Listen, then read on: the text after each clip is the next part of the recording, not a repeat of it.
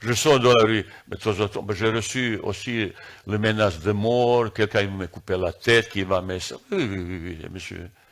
Même 12 heures matin. Oui, oui, ben il y a comme ça aussi. Ouais. J'ai reçu aussi les menaces de mort, quelqu'un me couper la tête. J'ai reçu aussi les menaces de mort, quelqu'un me couper la tête.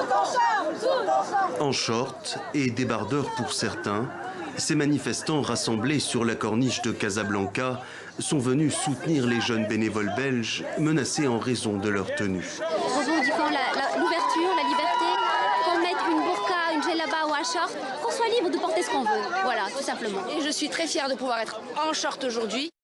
Diffusé samedi dernier par une télévision locale, voici le reportage qui a suscité la polémique. La scène se passe dans un petit village près de Taroudant. Des jeunes bénévoles belges aident à la reconstruction de routes endommagées. Sur les réseaux sociaux, leurs tenues sont jugées indécentes. Un instituteur marocain a même appelé à leur décapitation. Le toit de l'Atlas, comme on l'appelle, elles ne l'ont jamais atteint. Leurs corps ont été découverts lundi, sur un site isolé où elles avaient planté leur tente. L'une d'elles aurait même été décapitée.